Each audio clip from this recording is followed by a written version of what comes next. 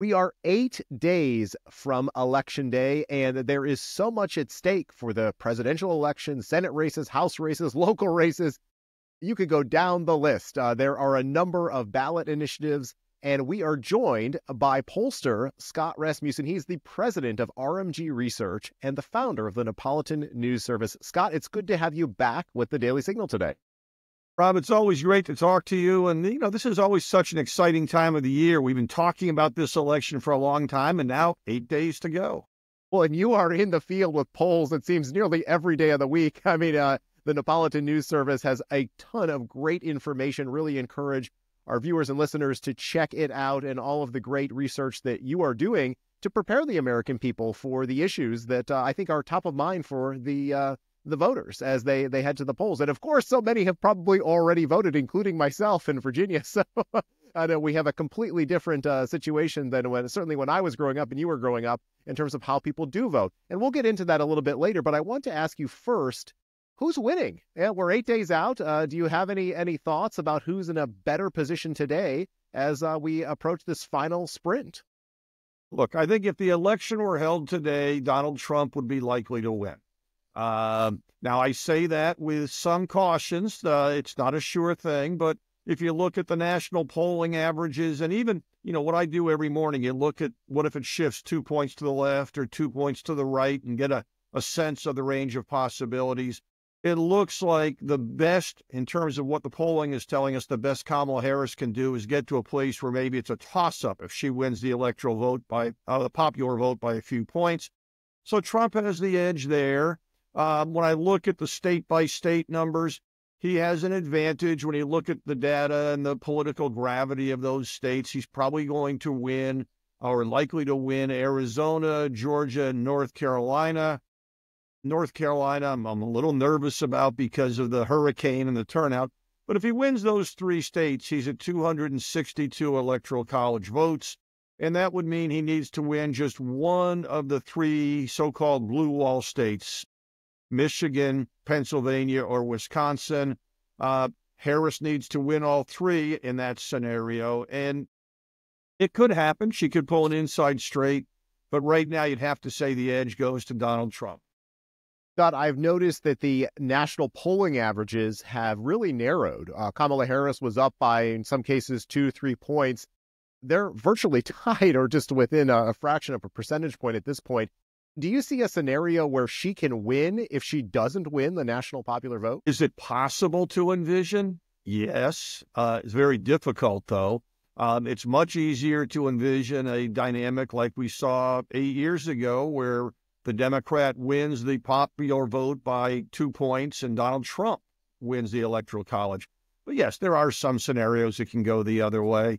I've been doing this long enough that I don't rule out anything because voters have a way of surprising us.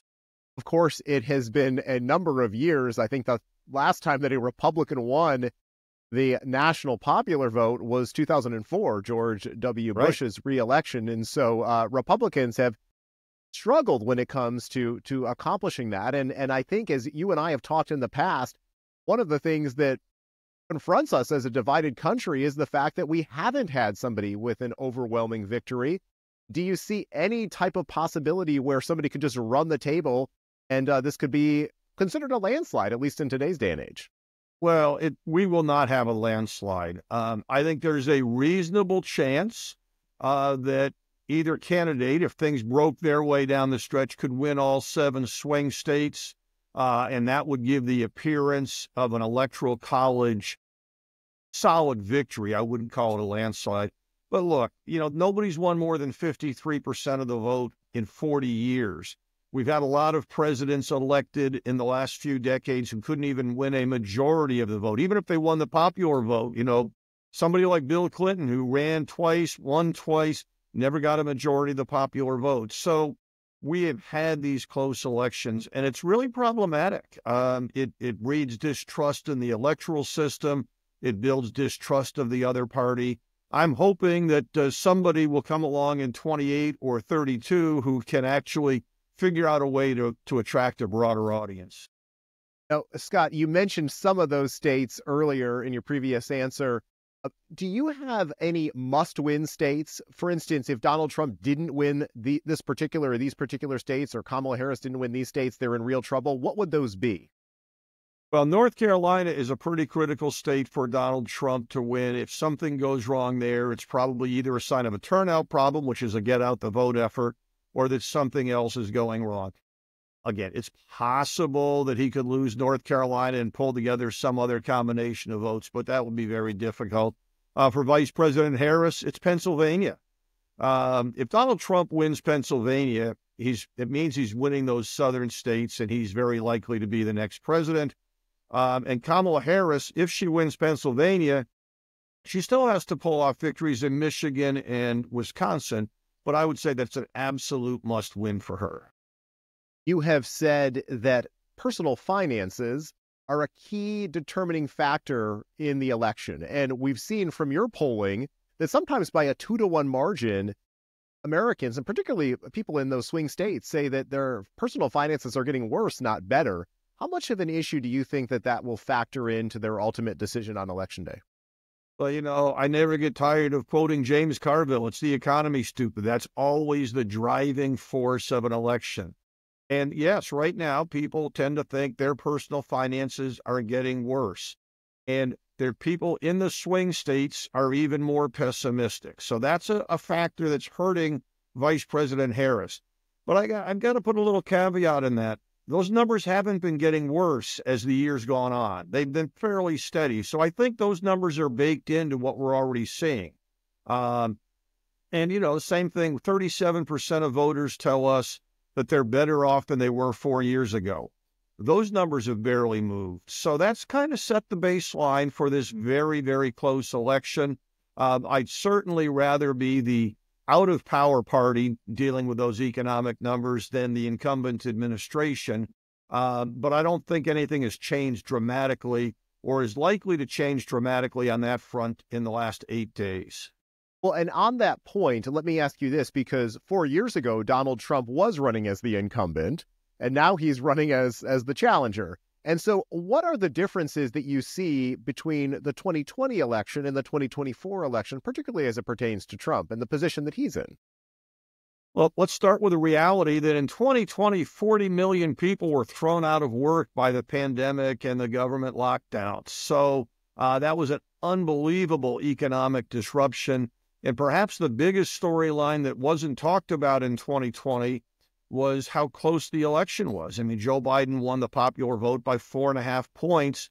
Given that kind of economic disruption, you would have expected something more significant. What we saw in 2020 was people voting against the incumbent. They didn't like Donald Trump, partly because of the pandemic, partly because of the personality traits that he brought to it. And that was a repeat of what we saw in 2016. People really voted against Hillary Clinton more than they voted for Donald Trump. As we come into 2024, well, now we have Donald Trump again, very well defined. Third time in a row he's run for president. Whether you love him or you hate him, you know what you think about him. What has changed since 2020 is we now know what a Biden administration looks like. And the bottom line is voters are saying, hasn't been so great. We were better off in some ways under the Trump administration. And that, I think, is causing the shift, of the numbers in Trump's favor. And let's, again, just give a little context. In 2016, Hillary Clinton won by the popular vote by 2. Joe Biden expanded it to 4.5 points because people saw the reality of a Trump administration. And now, as things are moving back in the other direction, it looks like we're going to be shifting, somewhere to the range back till 2016, or maybe even a little more positively for Trump. All of these shifts are just on the margins. Most voters aren't changing their minds, and I'll make a bold prediction here. 80% of voters already know who they're going to vote for in 2028, because that's the way our system is. That's why we're so closely divided. Well, okay. So on that note, particularly how the changes happen just on the margins. In recent days, we've seen Democrats, particularly Vice President Harris, come out with attacks on Donald Trump, calling him a fascist, pointing to John Kelly's, his former chief of staff's remarks. Does that really move any voters at this late stage in the game? Can't imagine it does. When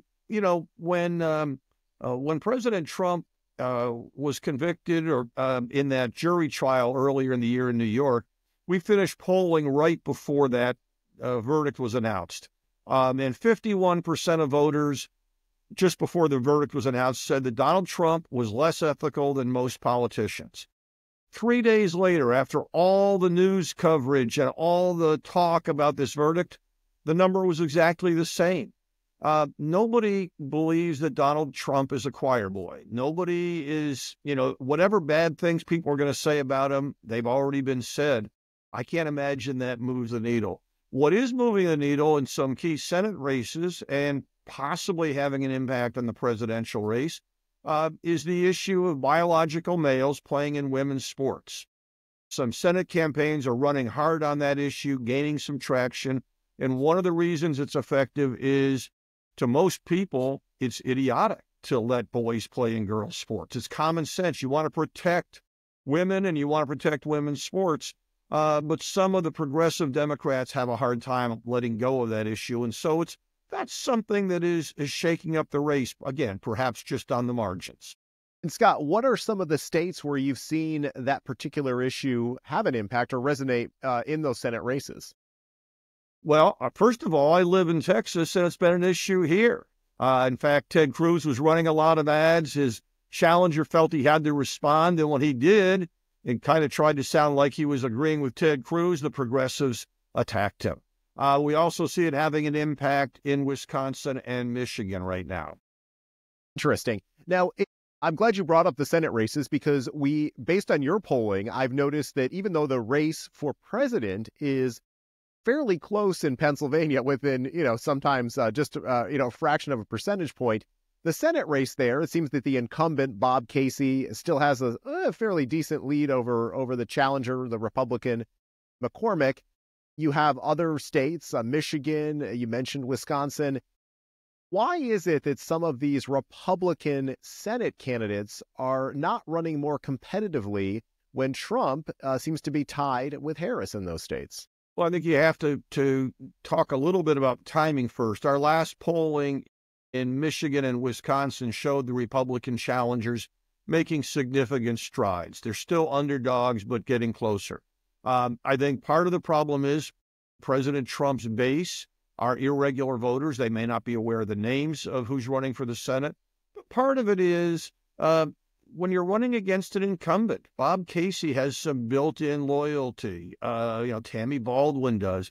It's the same as what we see, say, in Montana with John Tester. The difference is Donald Trump is going to win Montana by like 20 points. He'll probably pull a Republican across.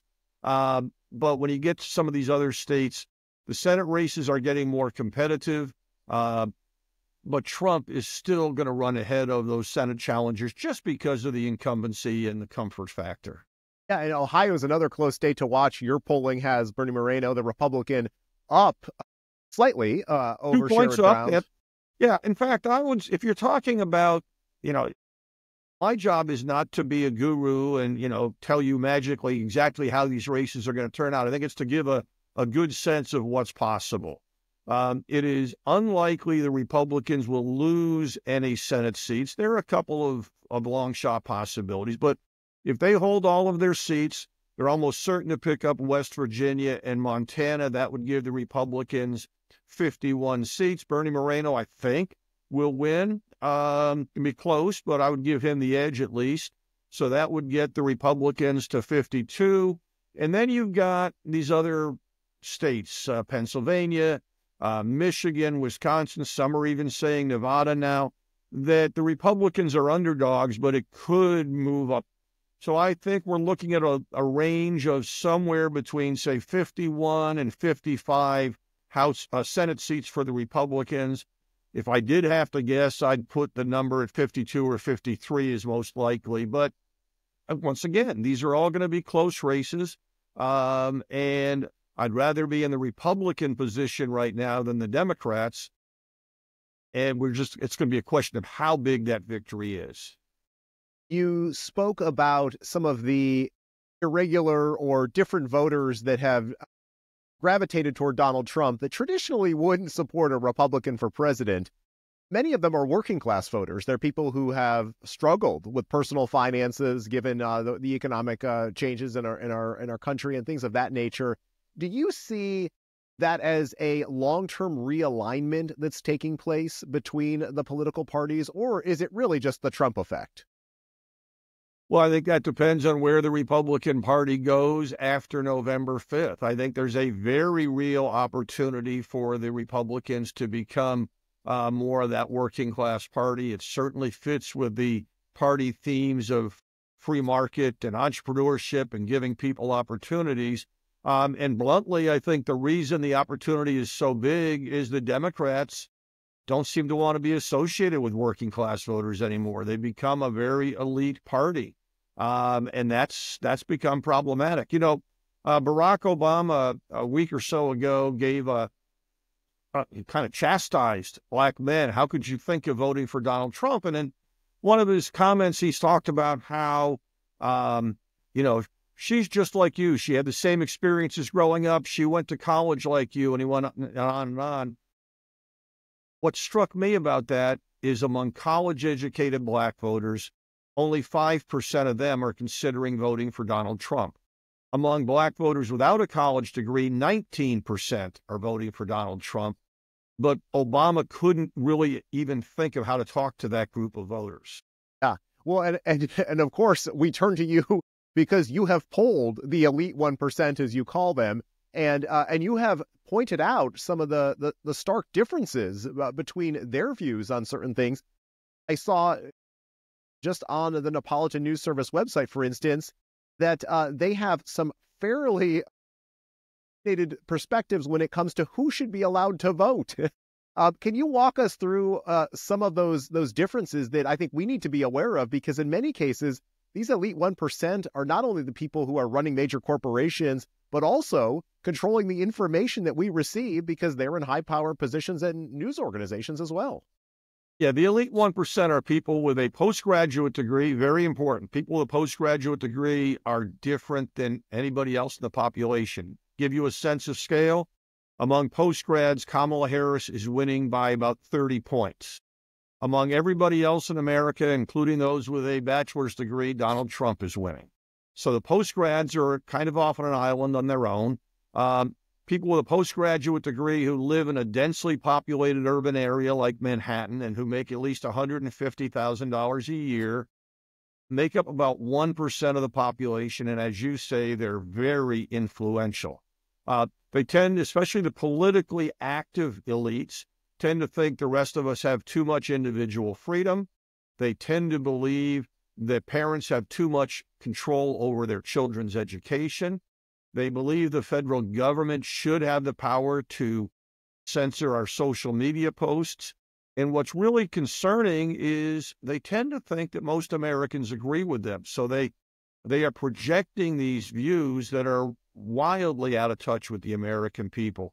And one of the examples is they tend to think if you don't have a college degree, you shouldn't be allowed to vote. And if I'm summing it up, this elite 1% has rejected America's founding ideals of freedom, equality, and self-government. They want a different type of nation. They want a Wilsonian progressive state where people go to special schools, they get trained to be bureaucrats, and then they're protected from voters. And that's not what America's all about.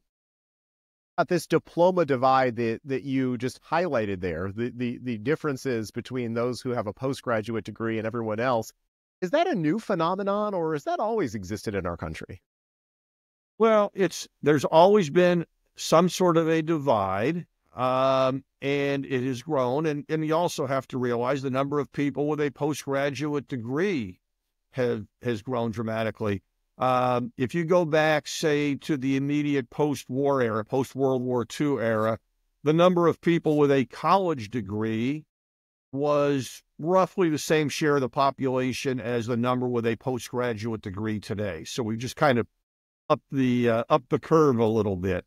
And There was a time when suburban college-educated voters were thought to be Republican, and that has been shifting. And that's been a shift over about the last 4 or 5 decades. One of the great political scientists whose work I loved was Aaron Wildofsky. He wrote a book in the early 1970s called The Revolt Against the Masses. And he described what was happening in the late 60s in the elite academic circles. And what's chilling to me when I read his work is it's almost as if my research on the elite 1% is validating what he predicted would have happened 50 years ago. So he had this sense of what was coming. And what he said is they really detest the values of middle America, and they want to get rid of them. And sadly, that is what we're seeing. But it's also, look, they are 1% of the population. If the rest of us stand up for the founding ideals, if we promote things in a proper manner, it's going to be just fine. We will win. Well said. Good thing to remember. Absolutely. That's right. Yes. Yes. Okay, a couple final questions for you, Scott. First of all, you have done polling when it comes to the trust in the outcome of the election. And I think on both sides of the political spectrum, Republicans and Democrats, there's some red flags that we should be aware of before Election Day. Can you bring us up to speed on what people think if their candidate doesn't win? Yeah, look, 60% of Democrats still believe Hillary Clinton was the legitimate winner in 2016. 65% of Republicans think that Donald Trump was the legitimate winner in 2020. We know that fewer than half of all voters today are very confident that the election results, that the ballots will be counted properly and the correct person declared the winner. And that's really sad. I mean, of all the data that we collect, this is among the most painful to read. People do not trust the results. And if your government derives its only authority from the consent of the governed, how do you work that if you don't trust the election results? So I tell people right now that the safest prediction you can make is that the losing team this year, whichever side it is, will believe that the other team stole the election. And that just leads to lots of bad results. Yeah, it's certainly something that is troubling. It's one of the reasons why for the past 4 years, there have been a lot of people, working on improving election laws to try to strengthen Americans' confidence in the outcome of elections. But as your polling shows, I don't know if it's moved the needle all that much. Rob, and I do love all the efforts. It's great to see people thinking we need to improve the election system and make it as solid and sound as we can so that everybody who should be voting gets a chance to vote, and people who shouldn't should be kept away. But there's only one thing that's going to restore trust in our electoral system, and that's a landslide.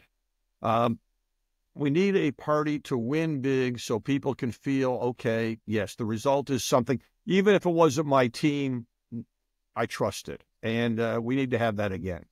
Yeah, yeah. Well, and it's been what, 24 years at least. Right. A long time, a full generation or more.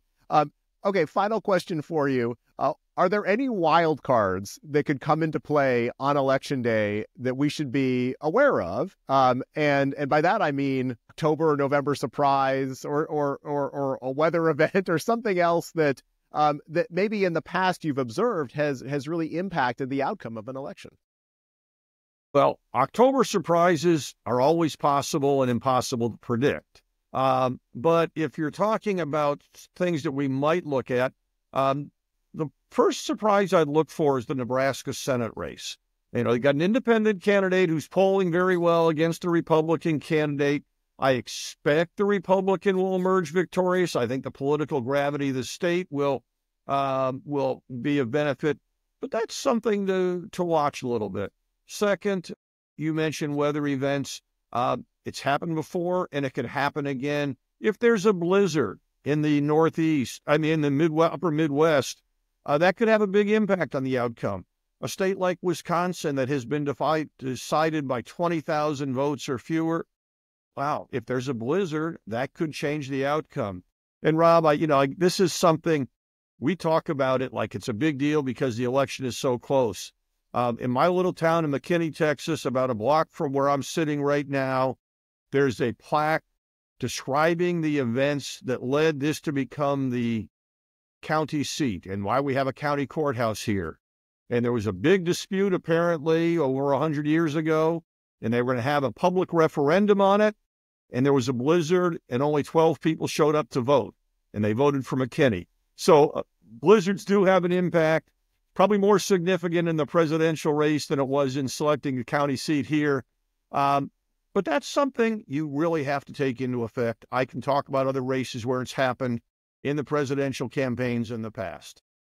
Scott, thank you so much for your insight, particularly going through some of those last minute surprises or things that we should be on the lookout for. Of course, we'll be keeping close tabs on the new polling from RMG Research. And again, I encourage our listeners and our viewers to visit the Napolitan News Service for Scott's latest polling. It's really fantastic. We appreciate you spending time with the Daily Signal. Thank you, Rob. Look forward to talking soon.